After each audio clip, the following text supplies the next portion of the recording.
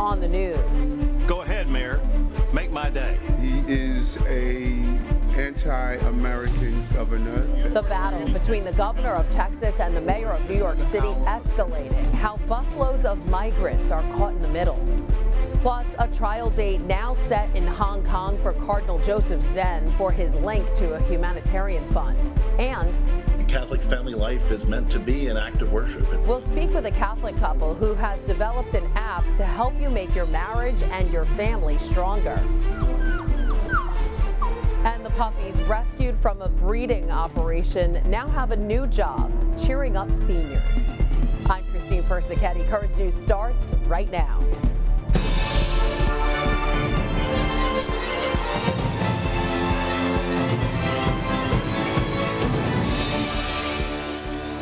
It's been an ugly exchange with New York City Mayor Eric Adams in one corner and in the other, Governor of Texas, Greg Abbott. The war of words is making for sensational headlines, but that salty language is shining a new light on a border crisis that leaders of those states say is out of control. Governor Greg Abbott is sending new migrants to sanctuary cities like New York, but the mayor of the Big Apple has a big problem with that. Go ahead, Mayor. Make my day. I know he thinks he's Clint Eastwood, but he's not. The battle between New York City Mayor Eric Adams and Texas Governor Greg Abbott continues as the Big Apple tries to help the dozens of migrants Abbott is busing in. On Fox News, Abbott quoted Clint Eastwood's character Dirty Harry in response to Adams saying he would send New Yorkers by bus to Texas to campaign against his re-election bid. There could hardly be anything better to aid my campaign against Beto O'Rourke than to have Beto O'Rourke have his campaign aided by a bunch of New Yorkers. I am going to do everything feasible to make sure the people of Texas realize how harmful he is to us globally. He's a global embarrassment. Because this is not what we do as Americans. Abbott says Texas has been busing migrants to Democratic cities to show them a fraction of what Texas faces daily because of what he calls Biden's open border policies, and he vowed to keep sending the buses. This as New York City struggles to accommodate the surge of migrants in its homeless shelter system. Catholic Charities of New York has been packing supplies for the migrants. Meanwhile, down at the southern border, we're doing everything that we can within our capacity. Patrick Giuliani of the Catholic organization Hope Border Institute is with the migrants there and has this reminder that they're just people who need help. It's people who are often feeling violence in their home country, whether it's political reasons or domestic issues or just organized crime in their home countries. They're leaving their communities, their homes, places they've grown up, their history, their culture, and all that is on the hopes of finding protection here in the U.S. And there could soon be more people looking for help as the Biden administration just ended the Trump-era Remain in Mexico policy. That clears the way for potentially tens of thousands more migrants to enter the U.S. and stay here while they await court hearings. New York City has often been considered one of the greatest cultural hubs in the country. And according to the mayor's Office of Immigrant Affairs, the city is home to 3 million immigrants. That makes up roughly 36% of the city's population. Of that 3 million, nearly 1.8 million are naturalized citizens, and the other 1.2 million are undocumented. Former Governor Andrew Cuomo is suing the state attorney general to pay for the legal fees in his sexual harassment case. The civil lawsuit was filed late Wednesday, a year after announcing his resignation. The suit challenges Letitia James' denial to pay his legal fees. Cuomo resigned over the allegations, but all 5 sexual harassment inquiries into the former governor were dropped and no charges were filed. Shortly after the Senate passed the Inflation Reduction Act of 2022, Archbishop Paul Coakley, the chairman for the U.S. Bishops' Committee on Domestic Justice, applauded the lawmakers for tackling environmental concerns, saying in part, "I am grateful to the Senate for their efforts to support the environment and lower drug prices through the Inflation Reduction Act. Provisions in this package will help to curb greenhouse gas emissions while seeking to safeguard the economy and give preference to the poor." Some hopes that inflation is leveling off have been dashed. While gas prices have been declining, mortgage rates are now on the rise. This comes after a report says those rising prices eased up for July. Chris Wynn has the latest from Washington. a welcome sight for drivers needing a break. It's a big psychological barrier when you go below $4. Gas averaging $3.99 nationally, according to AAA, under $4 for the first time since March. American drivers, they can look at this as a bit of a threshold. We are now below that $4 barrier where a lot of people have decided they're going to change their driving habits. They're going to change their lifestyle. Gas prices may be coming down, but mortgage rates and low inventory continue to present obstacles for potential home buyers. Mortgage rates climbing this week nearly a quarter point to more than 5% on average, significantly higher than this time last year. The biggest challenge confronting a prospective or actual home buyer right now is simply affordability. And they're facing that assault on two fronts: the sharp rise in mortgage rates and the continuing rise in home prices across the country. But there is some hope soaring inflation could be easing a little. The Producer Price Index reveals wholesale prices decreased 0.5% in July over the previous month. But the index was still 9.8% higher than it was a year ago. Meanwhile, House Speaker Nancy Pelosi says the House will pass the Inflation Reduction Act on Friday in another bid to ease the pain for Americans. Our focus is to try to keep this progress going, and that's why you see our focus on trying to get this legislation done this week. Chris Wynn, Currents News. The federal inflation report also showed some relief for travelers, with the average airline ticket price dropping almost 8% in July. And also in the real estate market, according to the July Housing Market Trends report on Realtor.com, active listing across America increased more than 30% since 2021. A trial has been set for Hong Kong's Bishop Emeritus. Cardinal Joseph Zen has been denying charges over an alleged failure to register a now-defunct relief fund. The 90-year-old cardinal will join 4 others in court from September 19th to the 23rd. It comes months after Zen was arrested for his involvement in the 612 Humanitarian Relief Fund, which paid the legal fees of protesters detained during the 2019 pro-democracy demonstrations. Cardinal Zen has long been a friend to the Diocese of Brooklyn. He last visited in 2020 to meet with Chinese Catholics in Brooklyn and Queens. Back in 1925, apparitions of the Virgin Mother and Christ Child appeared before a Catholic nun in Spain. But now, the shrine where it happened sits in ruins. The sanctuary of the apparitions of Our Lady of Fatima is falling apart. Architects say the wood supporting the roofing has been badly damaged by rot and fungi. The repairs are estimated at just under $900,000, but so far only $200,000 has been collected. It's an amount that won't even cover the first phase of repairs, and if funding is not obtained, then the project will be terminated. So if you'd like to help save the historic shrine, then please consider donating to the sanctuary's rehabilitation fund. You can find it online at santuariodelasapariciones.org. There you can follow along with the shrine's reconstruction and learn more about its history. Beach erosion in Puerto Rico is destroying the island at an alarming rate. The Caribbean Islands Climate Change Council has sounded the alarm with its latest assessment. As Leila Santiago reports, residents have been dealing with rising sea levels, hurricanes, and flooding. Off the tropical waters of Puerto Rico. Do you see this as an emergency? This is an emergency. Absolutely. Ernesto Diaz of the Puerto Rico Climate Change Council warns beach erosion is destroying the island of enchantment at an alarming rate. In fact, the very ground we walked on here was gone the next day. This was all connected. We walked from here to over here with sand underneath our feet, and coastal erosion has taken it away, leaving this house very vulnerable on the beach. And it makes the point that the people of Puerto Rico need something done now. Climate change, what does that mean to you? Well, we believe it because we've seen it. Edwin Cotto lives further east in Loíza, a town where roughly half of the population lives in poverty, according to the U.S. Census. He's watched the beaches shrink, the sidewalks crumble in front of the home he's lived in for 60 years because of the coastal erosion. One storm, it will wipe this road out. Down the street, the U.S. Army Corps of Engineers recently built this rock barrier designed to prevent erosion. But Cotto will not benefit from that protection since his house falls just outside the project's boundaries. So you've had politicians, decision makers, government officials come here, and you've shown them all of this. Do you feel like we all have shown them? Do you feel like they're listening?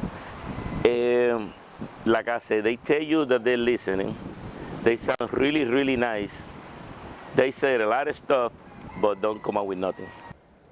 That was Leila Santiago reporting. According to a recent survey from the Yale program on climate change communication, 47% of Americans believe global warming will end up affecting them personally. There's a lot more news headed your way. Did you know you could practice your faith by doing simple things like washing the dishes? Well, there's an app that'll show you how.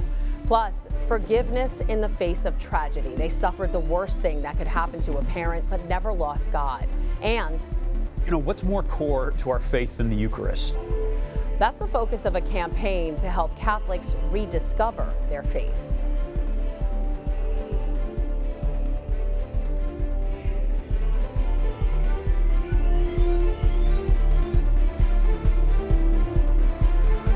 There are now some big changes to the tablet website. You can get personalized access to the Catholic news you value. Sign up for free at thetablet.org.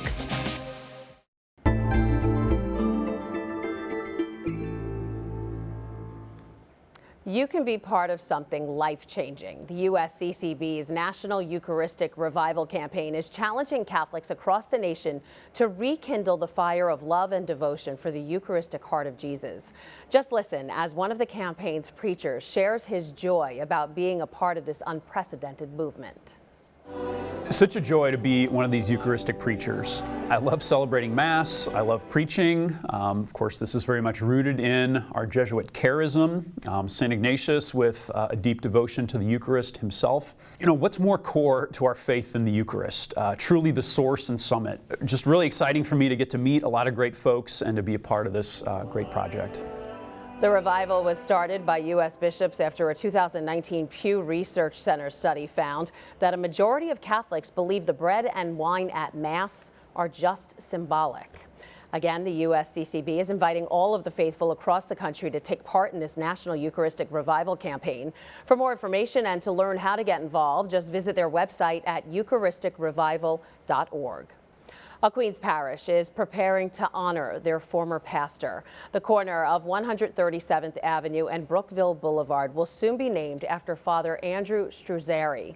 The Brooklyn-born priest had been the spiritual leader of St. Clare's Church in Rosedale, Queens for close to a decade, but he served the people of Brooklyn and Queens for close to half a century.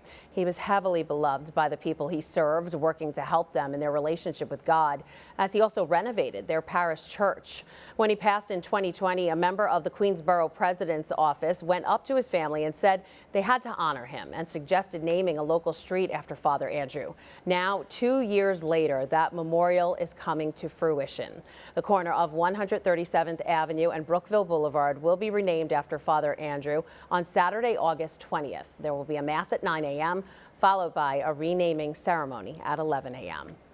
The faithful in the Diocese of Brooklyn are also invited to take part in a milestone anniversary at the Cathedral Basilica of St. James. The historic church is poised to celebrate 200 years this Sunday. And to commemorate the occasion, Brooklyn Bishop Robert Brennan is inviting all diocesan parishioners to attend a special Mass at the Cathedral Basilica. The Director of Liturgy for the Diocese of Brooklyn, Father Alonzo Cox, spoke to us ahead of the anniversary, and he says this is a great opportunity to look back and celebrate 2 centuries worth of history. The greatest celebration that we have as Catholics is the Eucharist. So we will gather around the table of the Lord, thanking God for the gift of 200 years of being able to worship in this beautiful place of God's house. Again, the 200-year anniversary Mass for the Cathedral Basilica of St. James is this Sunday. That's August 14th at 2 p.m. It's open to all, but even if you can't come, don't worry. The Mass will be broadcast live on Net TV. Again, that's this Sunday, August 14th at 2 p.m. It was just a few weeks ago when the Vatican released new guidelines encouraging couples to spend more time preparing for marriage. But it's after they're married when some say Catholic couples need help. So one couple is changing that with an app. Dr. Greg and Lisa Popchak serve on the USCCB's National Advisory Board for Marriage and Family Ministry, and they join us now. Welcome. Thanks for having us. Thank you. So happy you're here. So I want to know about this app. You developed the free app called Catholic Home to promote what you call the liturgy of domestic church life. So what do you mean by that, and how does the app help Catholic families? Sure. Well, so it's Catholic Home. It's HOM. It stands for Households on Mission. And this idea of a liturgy of domestic church life, that sounds like a mouthful, but really what it means is that Catholic family life is meant to be an act of worship. It's meant, everything we do as families is meant to be an opportunity to draw closer to God and to grow in holiness. And the Catholic HOM app helps families do that, to do everything from washing the dishes together to paying the bills to the way they discipline their kids, the way they play games, to see that as an opportunity to encounter Christ more meaningfully and experience the faith as the source of the warmth of their homes. So that's a lot of stuff that we ended up doing during the pandemic. We were all stuck at home with our families. So what did we learn about our family life during that time? I think that's exactly what happened. And we run an organization called CatholicCounselors.com, and there we found out very quickly that some families suddenly got a zillion% happier and healthier because they were doing those things all day, working and playing and talking and praying together in a way that they never had time for before. But others were left at 6s and 7s. They had no idea how to do it. They had no idea how to incorporate their faith into their home life when churches were closed or it was harder to get to things. And so this really allows families to take what we learned there and what the Pope is calling us to in terms of marriage and family life and be able to apply it easily all day long because the app just accompanies everyone through it. So you're never alone when you hit a snag in your family life. You always have that support and that little nudge in the right direction. So tell me, how do I incorporate my faith when I'm doing something like washing the dishes? Well, you know, Saint Teresa of Calcutta said that when you wash your dishes, you don't wash the dishes to get them done. Wash the dishes so that you can show your love to the next person who uses the dishes. You know, it's really all about being intentional about the things that we do and reminding ourselves that in everything we do, we're meant to communicate Christ's love for another person. You know, we make the point that marriage and family life is a ministry. Actually, we don't make that point. The church makes the point that marriage and family life is a ministry, but which sounds weird because we usually think of ministry as the stuff we do at church, right? But ministry is really any act that communicates God's love for another person. And if that doesn't describe Christian marriage and family life, I don't know what does. So the Catholic Home app really provides a framework that allows families to think a little differently about all the stuff they do all day long and gives us a framework for kind of consecrating all the stuff we do all day long to Christ and using it as an opportunity to experience Christ's love in all the stuff that we do as we communicate that love to each other all day. That allows us to draw closer to each other in love and closer to Christ in love, so that the family really becomes a place where there's so much warmth in our home that it draws us closer to God and we get to see his love in our family life. That really draws us back into the life of the church. Well, I will definitely be thinking about all of this when I'm cleaning up after my 3 boys at home. Dr. Greg and Lisa Popchak, co-founders of the Catholic Home app, thanks so much for joining us. Thank you, Thanks Christine. for having us. For more information on the app, just go to CatholicHome.com or search for Catholic Home on the Apple App Store or Google Play. They're a couple who lost 3 of their children in a drunk driving accident, and days later, the mother forgave the driver responsible. Now the couple has created a foundation of forgiveness in honor of their children. Kelsey Gussie has the story. Sienna, Anthony, Angelina, and Veronique are the names of the 4 young children who were killed by a drunk and drug driver while walking with 3 others to buy ice cream on February 1st, 2020. Only 2 days after losing 3 of her 6 children, Layla Abdallah publicly forgave the man who drove under the influence and killed them. When I forgave the driver, people were coming to me from everywhere and sharing their stories and testimonies, how the forgiveness has affected their life. Some people were accepting their grief, some people were forgiving family members. So we're thinking, how can we keep the memory of the kids alive? We created I Forgive in honor of the kids and to keep the message of forgiveness alive. Layla and her husband Daniel created I Forgive Day and the I Forgive Foundation, and each year on the anniversary of the tragedy, masses and services are held to commemorate the children's memory. The day is dedicated to encouraging people in taking the initiative to forgive others. And what it involves is a conversation on forgiveness within families, communities, extended communities, religious backgrounds, and all walks of life. The family is focused on spreading the importance of forgiveness, not only for the person who did wrong, but also for each person involved to move forward. Showing the nation that forgiveness is for the forgiver, just as much as the forgiven. And that when you forgive, you actually set yourself free. But forgiveness is the first step to holiness. We went through the worst possible tragedy that any parent could ever face, but we never let go of God. I had people come to me and said, how could you love a God so much? I said to them, where else can I go? Who else could I want to be with? Faith for the Abdallahs was what helped them through the loss of their children. They believed that without a forgiving heart, people can never reach greatness. I'm so happy Mom and Dad forgave the driver. Amazing family. That was Kelsey Gussie reporting. If you want more information about the I Forgive Foundation, just log on to iforgive.com. That's the letter I, the number 4, the word give.com. Still to come on Currents News, they were rescued from a breeding operation. Now these puppies are putting smiles on the faces of some seniors. Do you have a story idea or want to share a tip? Email us at newstips@desalesmedia.org or call our 24-hour number, 718-517-3122. We'll be right back.